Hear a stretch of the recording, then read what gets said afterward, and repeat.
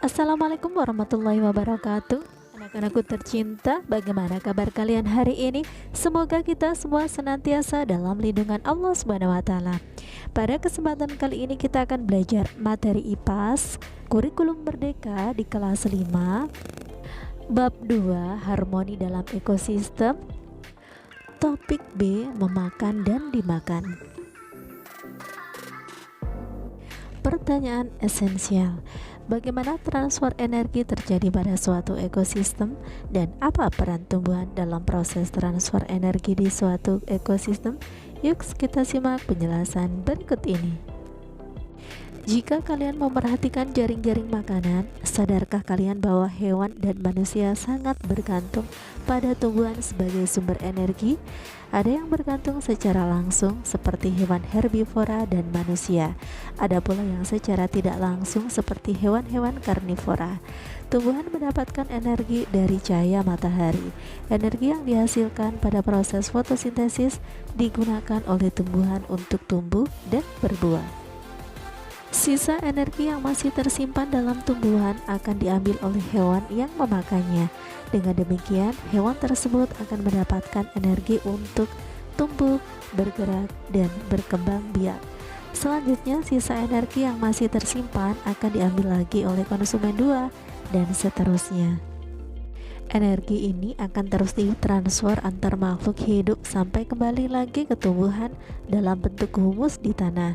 Para saintis memperkirakan setiap makhluk hidup menggunakan 90% energinya untuk beraktivitas dan menyimpan sisanya sebanyak 10% dalam tubuhnya.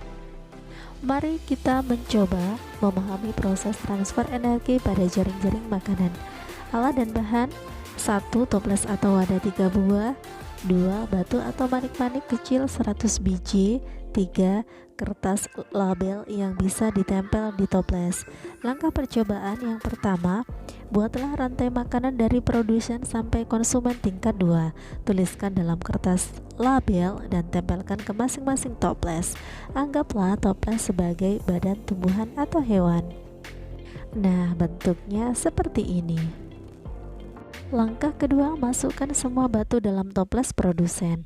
Guru kalian akan memberikan narasi mengenai transfer energi dari produsen sampai ke konsumen tingkat 2. Anggaplah batu ini sebagai energi dan ikuti petunjuk yang diberikan guru kalian. Sekarang lakukan bersama. Berkumpul dengan kelompok kalian dan lakukan kegiatan berikut. Yang pertama, diskusikan mengenai hasil kegiatan yang baru dilakukan. Apakah ada perbedaan data yang kalian temukan? Jika ada, cari tahu bersama-sama apa yang membuat berbeda. Setelah itu, diskusikan pertanyaan berikut ini. Yang pertama, siapa yang mendapatkan energi paling banyak? Urutkan dari yang paling banyak sampai paling sedikit. Pertanyaan kedua, apakah energi yang ditransfer pada jaring-jaring makanan semakin banyak atau semakin sedikit? Menurut kalian, hewan mana yang jumlahnya akan lebih banyak? Apakah ada hubungannya jumlah hewan dengan transfer energinya? Nah, ternyata yang mendapatkan energi paling banyak adalah tumbuhan. Adapun urutannya adalah produsen, konsumen tingkat 1, konsumen tingkat 2. Sedangkan energi yang ditransfer pada jaring-jaring makanan adalah semakin sedikit karena sudah digunakan oleh makhluk hidup untuk kebutuhannya bertahan hidup. Hewan yang jumlahnya akan lebih banyak adalah konsumen tingkat 1 karena mereka merupakan konsumen pertama yang ditransfer langsung energinya dari tumbuhan. Apa itu piramida makanan? Nah, piramida makanan sama seperti jaring-jaring makanan yang menggambarkan hubungan makan dan dimakan antar makhluk hidup. Namun pada piramida makanan kita dapat melihat banyak energi yang tersedia. Masing-masing peran pada piramida makanan diletakkan seperti pada gambar berikut. Semakin rendah tingkatannya akan semakin banyak jumlah tumbuhan atau hewan yang termasuk di dalamnya. Sebaliknya, semakin tinggi tingkatannya, maka semakin besar ukuran dan semakin sedikit jumlah hewan yang termasuk di dalamnya. Hal ini berkaitan dengan transfer energi yang terjadi antar makhluk hidup seperti yang kita peragakan dalam kegiatan sebelumnya.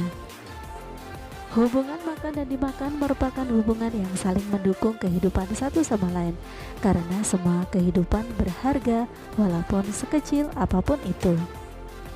Selanjutnya, mari kita mencoba menggambar piramida makanan. Alat dan bahan, alat tulis, alat mewarnai, karya jaring-jaring makanan yang telah dibuat bersama kelompok di kegiatan sebelumnya. Langkah percobaan pertama, buatlah piramida makanan berdasarkan jaring-jaring makanan yang sudah kalian buat dalam bentuk gambar. Kedua, berilah warna pada piramida makanan yang telah kalian gambar. Langkah ketiga, bandingkan piramida yang kalian buat dengan teman sekelompok kalian. Apakah ada perbedaan? Diskusikan dahulu jika ada perbedaan sebelum berkonsultasi dengan guru kalian. Mari refleksikan. Pertama, mengapa makhluk hidup membutuhkan energi? Ya, untuk bertahan hidup, bergerak, mencari makan, berkembang biak, dan sebagainya. Pertanyaan kedua, bagaimana transfer energi terjadi pada suatu ekosistem? Ya, saat makan, terjadi transfer energi dari makhluk hidup yang dimakan. 3. Apa arti tanda panah dalam jaring-jaring makanan? Artinya, selain mengarahkan kepada yang memakannya, tanda panah menggambarkan transfer atau perpindahan energi yang terjadi. 4. Apakah ada hubungannya populasi suatu makhluk hidup dengan transfer energi? Lihatlah dari piramida makanan yang kalian buat untuk membantu menjawab pertanyaan ini.